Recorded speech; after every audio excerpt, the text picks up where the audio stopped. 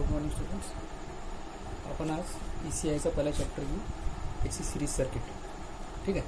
So let us start with Ohm's law.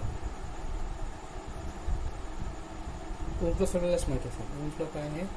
Current flowing through any conductor is directly proportional to voltage and inversely proportional to resistance. ठीक आहे. आता हा Ohm's law आहे for DC circuit किंवा direct करंटसाठी. when we consider AC साठी Ohm's law काय होईल? I is equal to V by Z. I means current, V means voltage, R means resistance. आणि AC मध्ये I is equal to V by Z, that is I म्हणजे current, V is equal to voltage and Z is impedance. Now what is this impedance? बघा, DC सर्किटमध्ये आपण काय घेतलं इकडे? Resistance आणि AC मध्ये इम्पिडन्स. ठीक आहे. रेजिस्टन्स काय असतं? Opposition to the flow of current. AC मध्ये झेड पण सुद्धा काय असतो? Opposition to the flow of current. पण DC मध्ये फक्त रेजिस्टन्स असतो आणि AC मध्ये रेजिस्टन्सच्या व्यतिरिक्त अजून दोन कंपोनंट्स असतात. एक असतो R, एक असतो XL आणि एक असतो XC.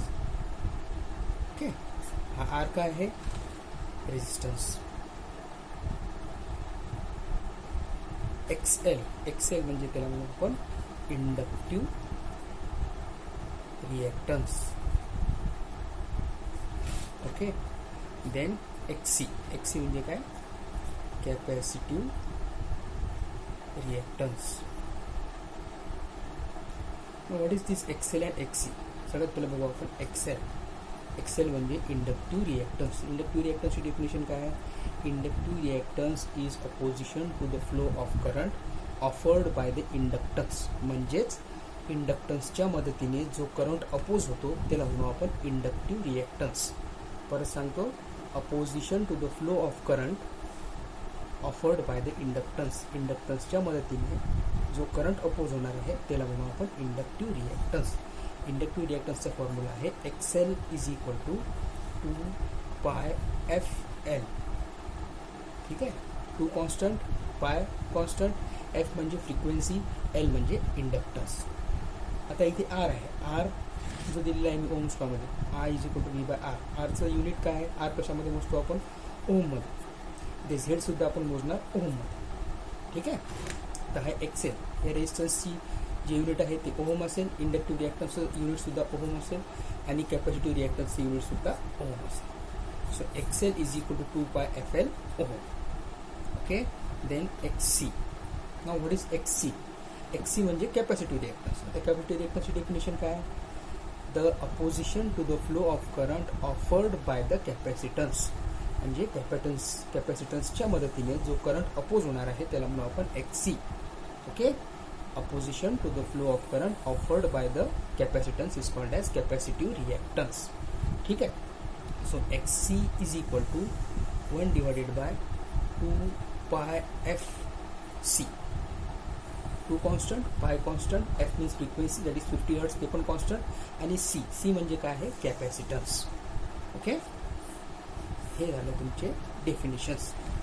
R opposition to the flow of current, XL opposition to the flow of current offered by inductance, XC opposition to the flow of current offered by the capacitance. आणि या तिघांना मिळून जे तयार होते त्याला म्हणू आपण इम्पिडन्स. इम्पिडन्सची डेफिनेशन काय असेल मग?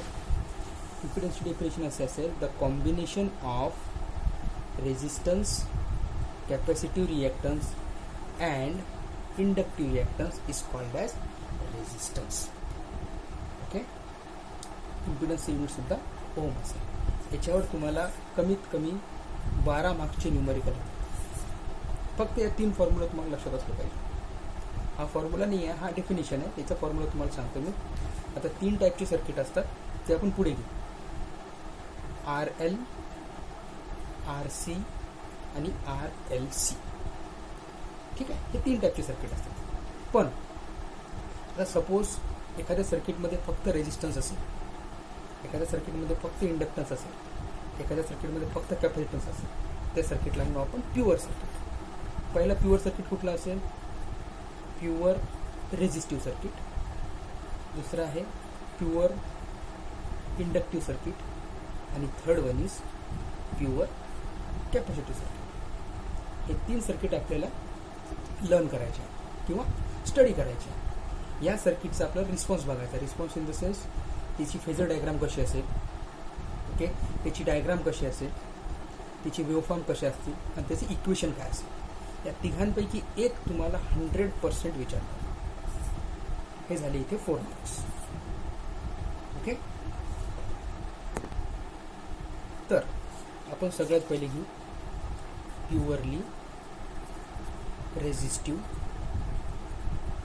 सर्किट. प्युअरली रेझिस्टिव्ह सर्किटची डायग्राम कशी असेल. हा सिम्बॉल आहे रेझिस्टन्सचा. ओके, त्याला आपण सप्लाय दिला AC. हा V, I and this is R. V म्हणजे व्होल्टेज, सप्लाय व्होल्टेज, यातून फ्लो होणारा करंट I आणि हा आहे रेझिस्टन्स. आता ह्या सर्किटमध्ये फक्त रेझिस्टन्स आहे. That is why it is called as purely resistive circuit. आता मी तुम्हाला इम्पिडन्स सांगितला होता. इम्पिडन्स काय असतो. इम्पिडन्स म्हणजे कॉम्बिनेशन ऑफ रेझिस्टन्स अँड रिॲक्टन्सेस. ठीक आहे. आता Z इज इक्वल टू काय असेल, R प्लस JX. X म्हणजे काय, रिॲक्टन्स. तो इंडक्टिव्ह रिॲक्टन्स सुद्धा असू शकतो किंवा कॅपॅसिटिव्ह रिॲक्टन्स सुद्धा असू शकतो. पण हे जे सर्किट आहे हे प्युअरली रेझिस्टिव्ह सर्किट आहे. ओके, तर याच्यामध्ये रिॲक्टन्स काय असेल, 0. सो तुमचं सर्किट, तुमचं इक्वेशन काय असेल, Z is equal to R plus J0. Okay, याला पोलर फॉर्ममध्ये कसं लिहू आपण, Z is equal to R angle 0. Okay, अगर तुम्हाला पोलर फॉर्म आणि रेक्टेंग्युलर फॉर्म समजला नसेल त्याच्यावर मी सेपरेट लेक्चर घेईन. ते हे झालं नंबर 1 याची सर्किट डायग्राम. देन याची वेव्हफॉर्म बघू आपण. त्याचा वेव्हफॉर्म कसा असेल लक्षात घ्या. प्युअरली रेझिस्टिव्ह सर्किटमध्ये voltage and current R in phase. ठीक आहे. एसीची वेव्हफॉर्म कशी काढतो आपण, अशी. ओके, हे काय आहे तुमचं व्होल्टेज. आता मी काय सांगितलं, प्युअरली रेझिस्टिव्ह सर्किटमध्ये तुमचा जो V and I are in phase. ठीक आहे. तर वेव्हफॉर्म कशी असेल प्युअरली रेझिस्टिव्ह सर्किटची,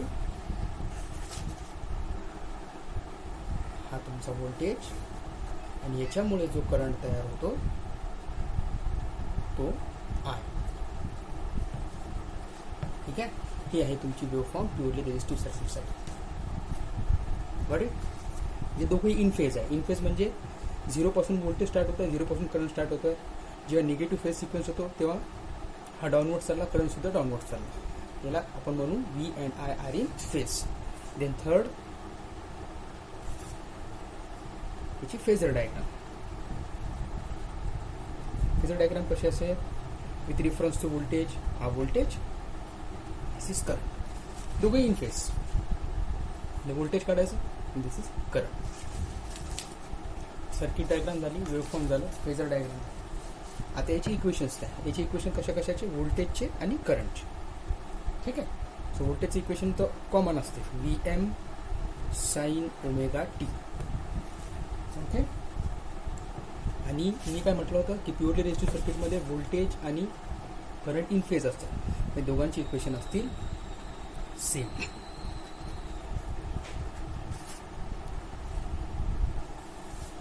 तर एक्झाममध्ये क्वेश्चन कसा विचारतात, draw circuit diagram, waveform, phasor diagram and equation of purely resistive circuit. ठीक आहे. आता आपण प्युअरली रेझिस्टिव्ह सर्किटचं बघितलं.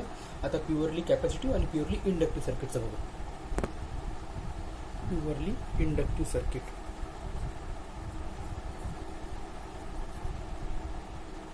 ओके, फर्स्ट त्याची circuit diagram. Purely inductive circuit म्हणजे ज्याच्यामध्ये फक्त इंडक्टन्स असेल. ओके, हा आहे तुमचा इंडक्टन्स. हा सिम्बॉल आहे इंडक्टन्सचा. त्याला सप्लाय दिला आपण voltage V. This is V, this is current I and this is L. L means inductance. Okay. ना सेकंड थिंग, सेकंड थिंग आपण काय बघितलं होतं, त्याची वेव्हफॉर्म. आता त्याच्यामध्ये आपण सगळ्यात पहिले याची इक्वेशन्स बघू. जेव्हा इंडक्टिव्ह सर्किट असते तेव्हा तुमचं व्होल्टेजचं कॉमन असेल V is equal to V M sine omega T. याच्यामध्ये करंट त्याच्या फेजमध्ये नसतो. फेजमध्ये नसतो म्हणजे त्याला काय करतो, तो लॅग करतो. कशाला? व्होल्टेजला. That means current I lags behind voltage by 90 degree. Lag म्हणजे त्याच्या मागे असतो. ओके, तर आयचं इक्वेशन काय असेल, I is equal to I M sine omega T minus 90. त्याला इलेक्ट्रिकल डिग्रीजमध्ये लिहायचं राहिलं तर कसं लिहू, I is equal to I M sine omega T minus pi by 2. Pi म्हणजे 180 degree, pi by 2 means 90 degree. याला इलेक्ट्रिकल डिग्रीज म्हणतात. ओके, सर्किट डायग्राम झाली, नंतर इक्वेशन झाली. इक्वेशनमध्ये आपण बघितलं V is equal to V M sine omega T, ते इथं कॉमन असते व्होल्टेज, पण याच्यामध्ये current lags behind voltage by 90 degree. Lags म्हणजे मायनस, म्हणजे त्याला मागे टाकलेलं असते. ठीक आहे, आता याच्यावरून आपण त्याची वेव्हफॉर्म करू.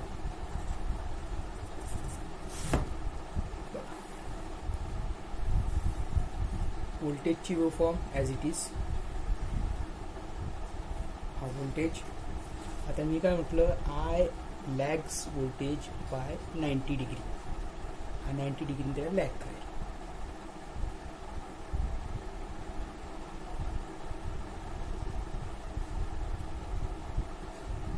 Okay, 90 degree lag. हा पॉझिटिव्ह क्वाड्रंट आहे, हा निगेटिव्ह क्वाड्रंट आहे. 90 डिग्रीनी म्हणजे इथे पाय बाय 2, इथे पाय म्हणजे 180 डिग्री, इथे 360. ही पूर्ण मिळून एक सायकल तयार होते. एक सायकल म्हणजे 360 डिग्री. एक पूर्ण राऊंड कितीचा असतो, 360 डिग्रीचा. त्याला एक सायकल म्हणू आपण. एक सायकलचा वेव्हफॉर्म जेव्हा मी काढला तेव्हा अर्धी सायकल कितीची होईल, divide by 2, 180. Okay, so pi by pi, this is and this pi by 2. So in purely inductive circuit current I lags behind the voltage by 90 degree. ही झाली त्याची waveform. Okay, then phasor diagram.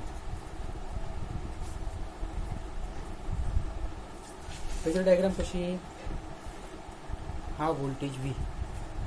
ठीक आहे, हा positive quadrant, हा negative quadrant. Lags behind म्हणजे I current कुठे येईल, खाली. I lags behind voltage, this is 90 degree. Okay, simple thing, purely inductive circuit. ही सर्किट डायग्राम आहे. सर्किट डायग्राम नंतर त्याची इक्वेशन लिहायचे. इक्वेशन मीन्स व्होल्टेजची equation V is equal to V M sine omega T. आणि प्युअरली इंडक्टिव्ह सर्किटमध्ये लक्षात ठेवायचं, current I lags behind voltage by 90 degree. So आपण त्याचं इक्वेशन काय लिहिलं, I is equal to I M sine omega T minus 90 degree. त्याच्यावर आपण त्याची वेव्हफॉर्म काढली. वेव्हफॉर्म अशी येईल, व्होल्टेजची ॲज इट इज, आणि लॅग्स बिहाइंड म्हणजे खालून स्टार्ट करायची, 90 डिग्रीवरून तिथे त्याला लॅग करेल. आणि फेजर डायग्राम, व्होल्टेज व्ही आणि करंट आय खाली by 90 degree. Okay, then third, purely capacitive circuit.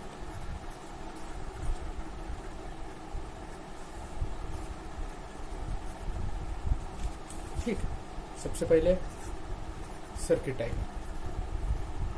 ही सर्किट डायग्राम कशी आहे, हा सिंबल आहे कॅपॅसिटरचा. दोन्ही लाईन सारख्या पॅरलल, अशी नाही काढायची किंवा अशी नाही काढायची. ही झाली तुमची बॅटरी. दोन्ही लाईन सारख्या आहेत, that means capacitance. Purely capacitance. हा सप्लाय दिला मी त्याला V, this is I, this is C. Okay, C म्हणजे कॅपॅसिटन्स. कॅपॅसिटन्स आपण फॅरेडमध्ये मोजतो, FARAD मोजतो, म्हणजे त्याचं युनिट कॅपॅसिटन्सचं. ठीक, नंतर याची इक्वेशन्स बघू आपण. V is equal to V M sine omega T. आता इंडक्टर्समध्ये काय होतं, current lags behind the voltage by 90 degree. तो व्होल्टेजला लॅग करत होता 90 डिग्री. पण कॅपॅसिटर्समध्ये काय असते, I leads V by 90 degree. याला तो समोर असतो 90 degree. Okay, so I is equal to, याचं इक्वेशन काय येऊ आपण, I M sine omega T plus 90 degree. Plus means leads, त्याच्या समोर असतो 90 डिग्रीचा. हे झाले दोन equations of voltage and current. फक्त लक्षात ठेवायचं कॅपॅसिटन्समध्ये करंट लीड करतो 90 डिग्रीनी आणि इंडक्टन्समध्ये इंडक्टिव्ह सर्किटमध्ये करंट लॅग करतो. थर्ड म्हणजे waveform.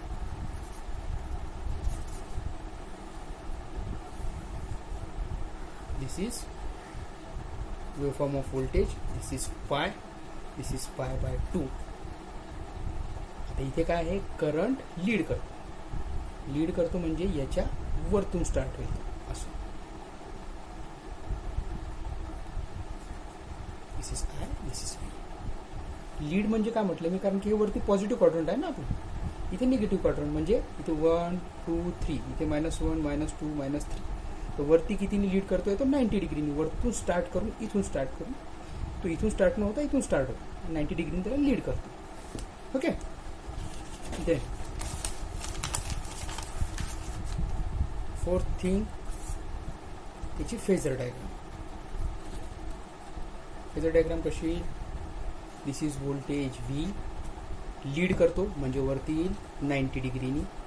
This is 90 degree. This is your phasor diagram. So purely resistive, purely inductive किंवा प्युअरली कॅपॅसिटिव्ह या 3 सर्किटपैकी एखाद्या सर्किटवर तुम्हाला त्याची सर्किट डायग्राम, इक्वेशन्स, वेव्हफॉर्म आणि फेजर डायग्राम विचारतील. ठीक आहे. आता ह्या गोष्टी झाल्या प्युअर सर्किटच्या, प्युअर आर, एल आणि सी. आता सपोज एखाद्या सर्किटमध्ये या तिघांचं मिक्सचर असेल, दॅट मीन्स सपोज रेझिस्टन्स आणि इंडक्टन्स असेल, सपोज रेझिस्टन्स आणि कॅपॅसिटन्स असेल, किंवा रेझिस्टन्स, इंडक्टन्स आणि कॅपॅसिटन्स असेल, तर तेव्हा त्याचे इक्वेशन्स काय येतील, त्याचे वेव्हफॉर्म्स काय येतील ते आपण नेक्स्ट लेक्चरमध्ये बघू. Okay. Have a good day.